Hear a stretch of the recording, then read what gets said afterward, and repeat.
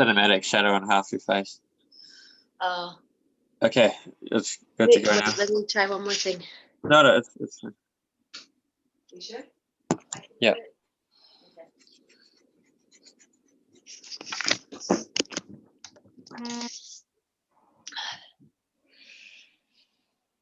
Ready? Yeah.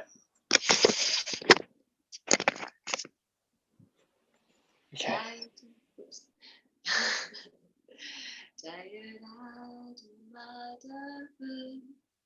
Kunja Bihari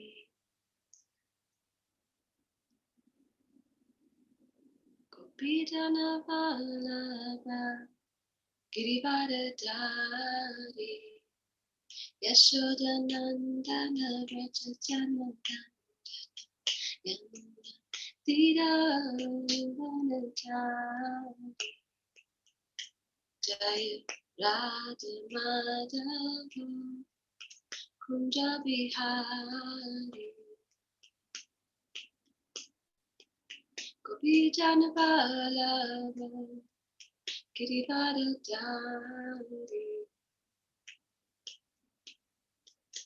Yashodanandana Rajajanandana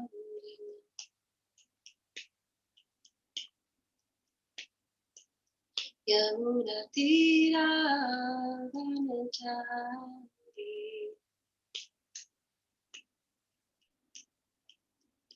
Jaya Radha Madhava Kunja Bihari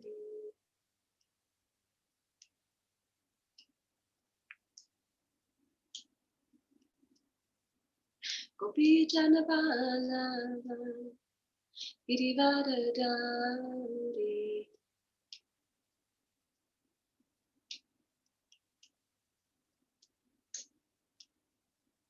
Yashodanandana Rajajanandana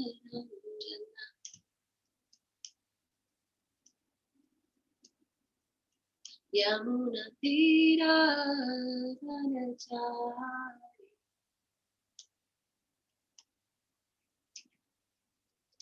Jaya Radha Madhava Kunja Bihari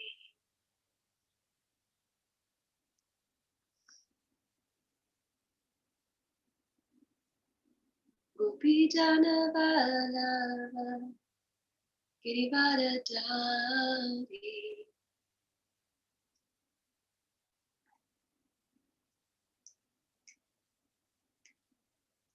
Yashodanandana Rajajanandana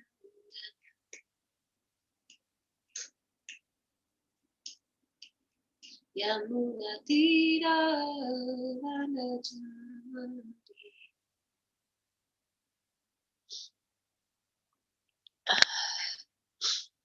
Hare Krishna. Good morning. I don't know if anyone's there. It's still purifying for me to give Bhagavatam class. So, Om Namo Bhagavate Vasudevaya.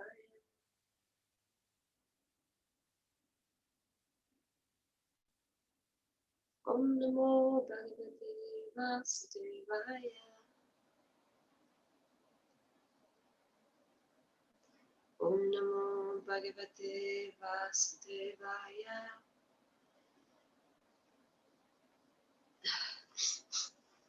So, reading from Srimad Bhagavatam, 3rd Canto, Chapter 29, Explanation of Devotional Service.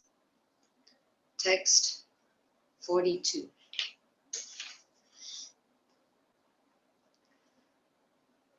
Shravanti Sarito Vita Notsarpatyudadiryata Agnirinde Sagiribir Burnamachatiyat Payat Shravanti Sarito Vita Notsarpatyudadiryata Agnirinde sagiribir burna majatiyat payat Sravanti saritobita Notsarpatyudadiryata Agnirinde sagiribir burna majatiyat payat. So word for word. Sravanti, flow. Sarita, rivers. Pita, fearful. Na, not. Utsarpati, overflows. Udadi, the ocean. Yata, because of whom. Agni, fire. Inde, burns. Sagiribi, with its mountains. Bu, the earth. Na, not. Majati, sinks. Yat, of whom. Bayat, out of fear. So I'm giving class at home, and my husband and my baby haven't woken up yet, so they might wake up any moment now, just so you know. Hare Krishna. Okay, so it'll be interesting. There you go. Translation. You want to read your book here in class here? Yeah.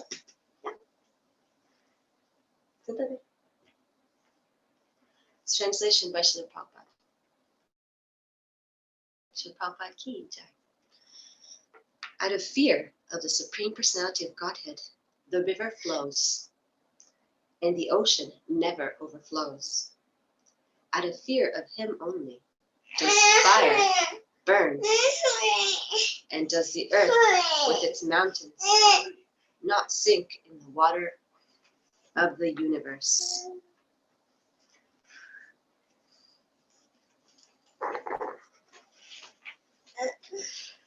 Purport.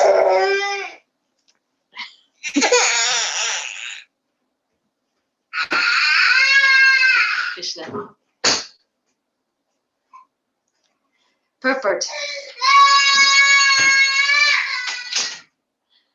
We can understand from the Vedic literature that this universe is half filled with water, on which Garbhodakashayi Vishnu is lying.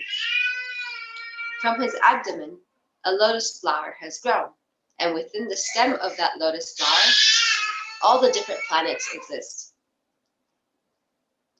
The material scientist explains that all these different planets are floating because of the law of gravity or some other law. But the actual lawmaker is the Supreme Personality of Godhead.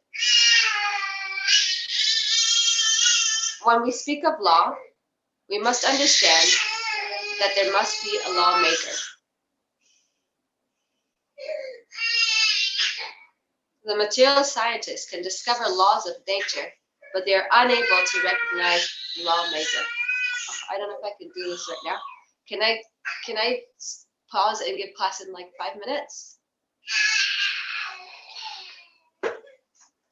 I'm sorry, Arjuna. She won't stop crying. Okay, she's better. That's fine if you have to go or if you have to hold her or she can. It's just a tricky time of the day. Yeah, we get it if you have to stop. Okay.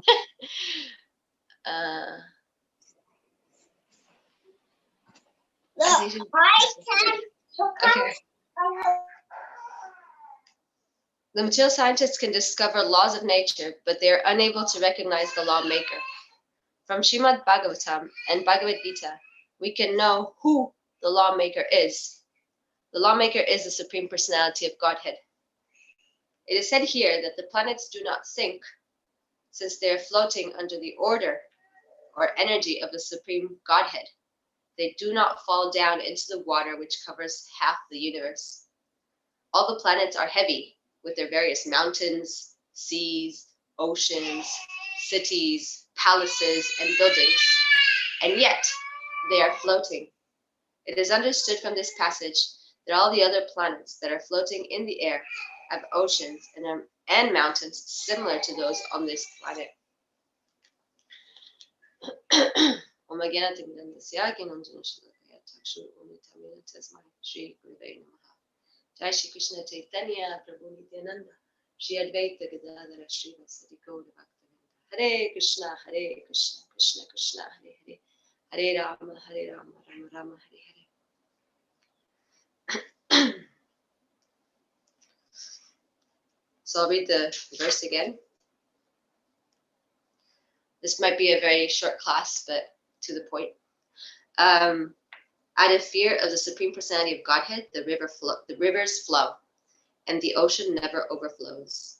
Out of fear of him only does fire burn, and does the earth, with its mountains, not sink in the water of the universe.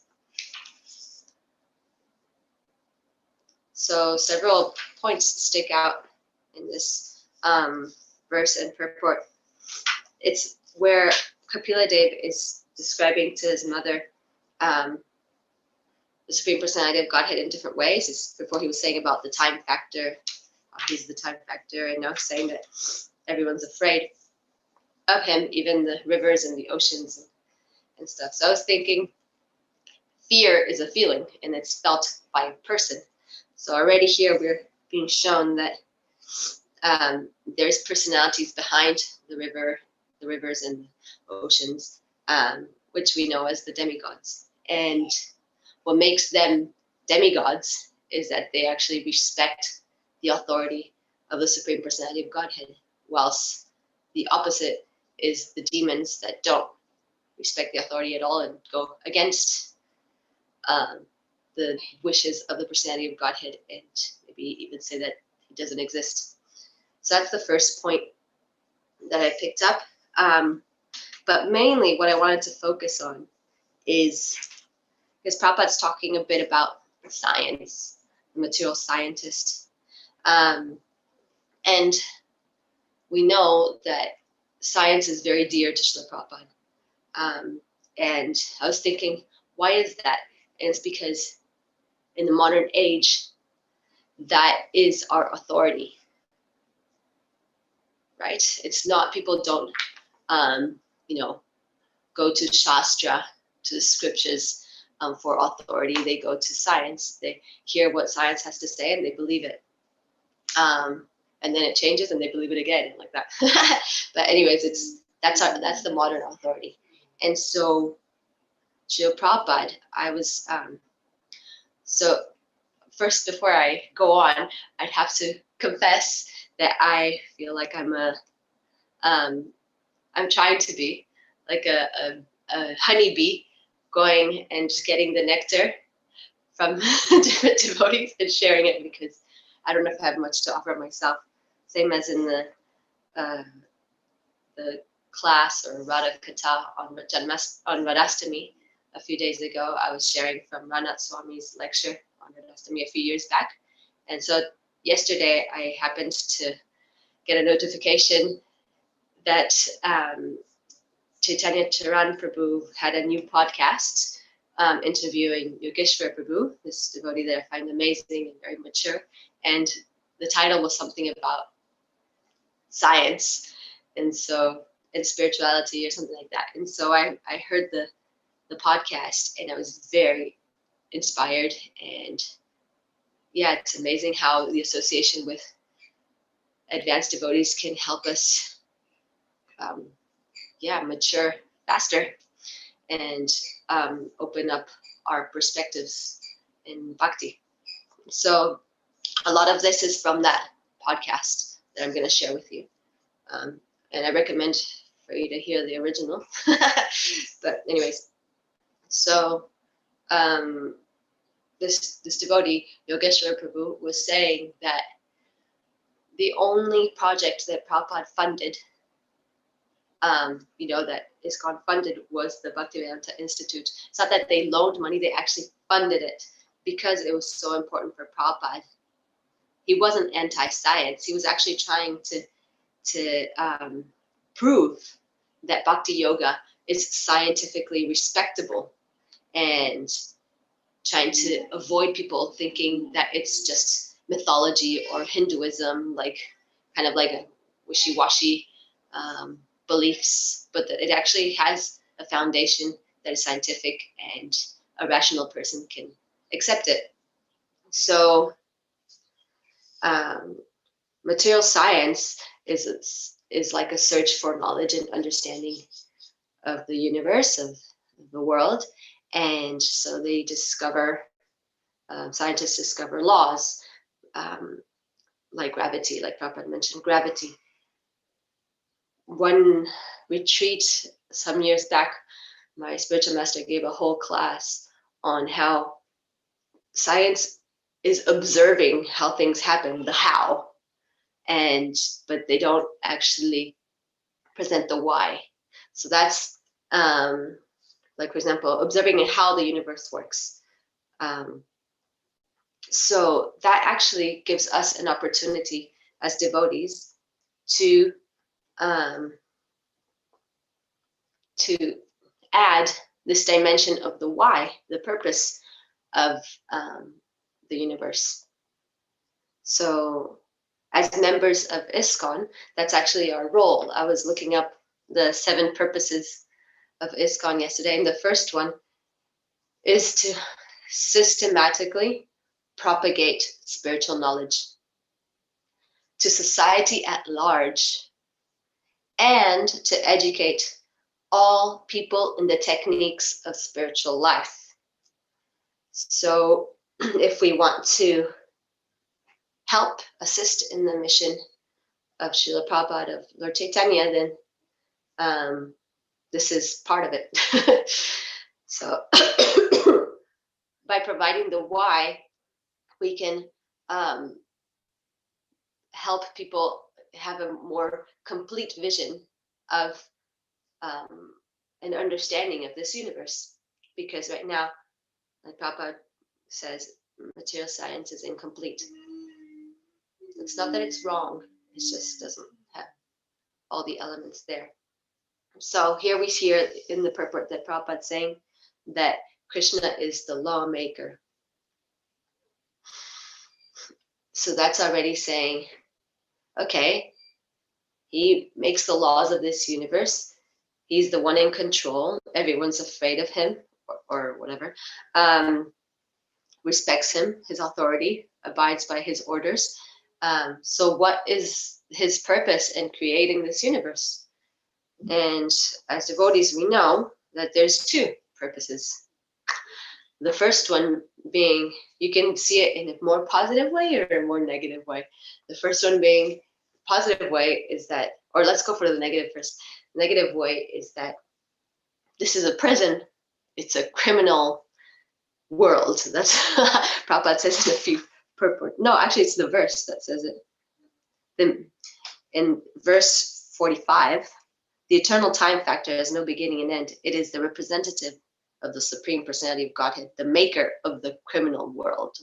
So we can see it as that. This material world is a world of criminals. It's a prison house. And a more positive way that I heard Yogeshwara Prabhu say yesterday, it's like a playground for us to act out our fantasies, for the errant souls to act out their fantasies. And do you want this one? So that's the first purpose. And the second purpose is that, like a prison, it should be a place for reformation. So it's like we're all in rehab, to be rehabilitated back into the spiritual world. It's a chance to purify our material desires, to purify our selfishness, and go back to Krishna. So those 2 purposes that we understand as devotees add a whole nother layer and level and understanding to this world, which people don't know. They can see, yeah, this is how it works, there's gravity, this is that, whatever. Like all the laws governing the universe, but they don't know what the purpose is. And so it's like sometimes they feel like they don't have any purpose in their own lives. So now with if we propagate spiritual knowledge to society at large, if we try to assist in that purpose of ISKCON, then we can help a lot of people. And then the second part of that first purpose of ISKCON, it says that to give, the educate people in the techniques of spiritual life. So that's giving them the tools so they can purify themselves internally. And hopefully we're doing the same. And then they can actually perceive what the Shastra is saying. Because as we understand, as we become more advanced spiritually, we can actually perceive deeper and deeper levels of reality. We might go to Holy Dham and we perceive something, but someone that's much that has a pure heart will perceive a completely different Vrindavan, maybe an even like the real Vrindavan, basically. So it's all about our senses, purifying our senses. And so then they can have their own realizations of what the Shastra says. So basically, this is a really important point as well, that it's really essential to have the right mood when we're systematically propagating spiritual knowledge. And this I'm saying to myself as well. I've been meditating on this for quite a while recently, some months, how my attitude or our attitude should be of paradukha dukhi, of, like Prabhupada says, I was actually looking up where this term comes up, and one of the places is in the 8th canto, in the pastime of when Lord Shiva actually drinks all the poison in the ocean and he saves the universe, in the 7th chapter. So there, Prabhupada says, Paradukha Dukhi means someone that's unhappy to see others suffering. And that is the mood in sharing spiritual knowledge and sharing Krishna consciousness. It's out of compassion. And interestingly enough, 2 days ago or 3 days ago, it was Rastami, and Srimati Radharani. She's actually the embodiment of compassion. And if we're trying to serve Srimati Radharani, then that is the way to be compassionate towards all of Krishna's parts and parcels. And how does that translate to this? That because there's two opposite ways of going about sharing Krishna consciousness or sharing anything. One can be, like I was saying, of compassion, where we're trying to encourage people wherever they're at to elevate a little bit more, to rise, so it's kind of in a very respectful and humble attitude. And that is what touches people's hearts when we have that pure character. Purity is the force. Like the example that Yogeshwara Prabhu gave in the podcast was when Lord Chaitanya, he met the Mayavadis in Varanasi, and he didn't just go up to them and go like, you're wrong, I'm right, this is the way. He actually took a very humble attitude, which is what touched them and helped them transform their hearts, which is what we want, right?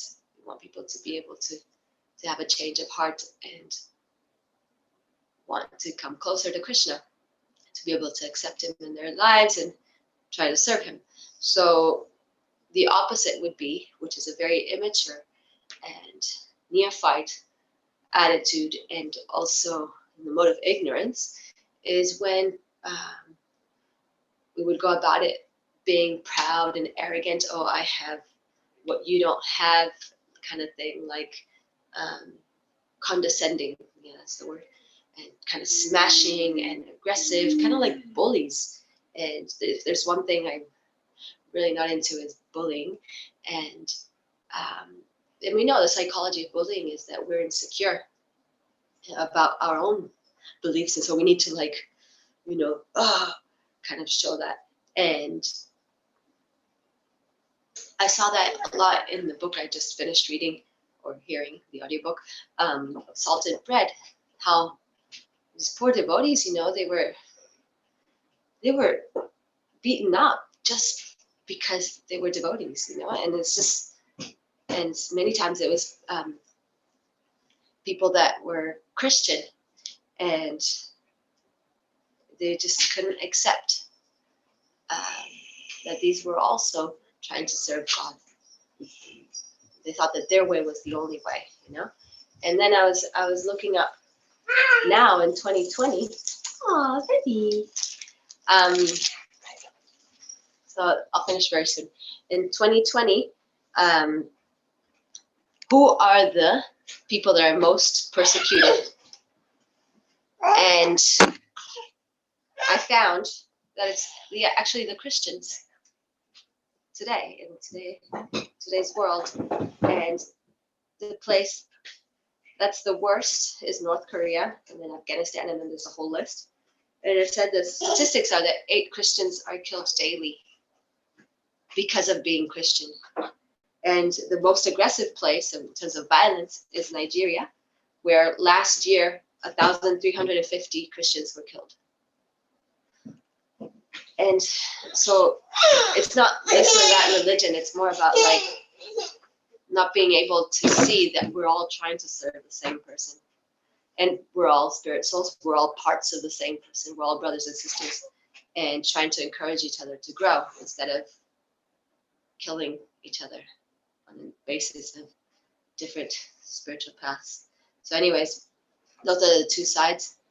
We can go about it in a very arrogant way, condescending, or we can go about it with compassion and respect for all living entities.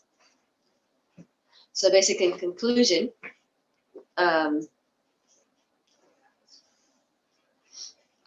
find that it's important to recognize the value of material science and to share the spiritual element so that it can be complete. And it can be a dialogue, sharing and growing together in a mature, respectful way, instead of as a war and smashing each other. It's not the right mood, and it's not even effective. If you tell someone that's dedicated their life to a certain branch of science that what they're doing is wrong and that it's all based on, it's just, how are they going to be open to growing and hearing and accepting whatever you say? It's just obvious that that's not the right way to go. And so in order to do that, we need to work on our character and try to become pure bearers or like instruments, pure instruments of mercy. And like Lord Chaitanya said,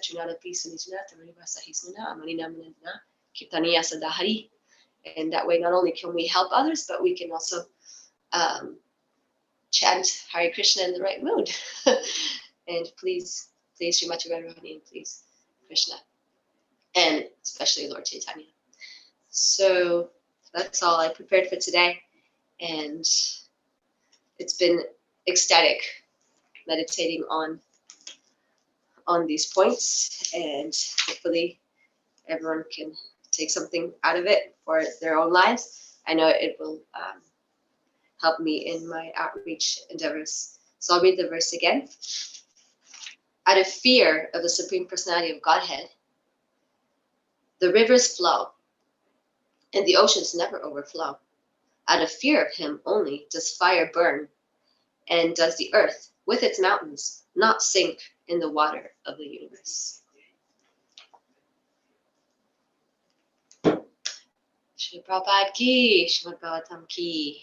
Jai. Have a lovely day.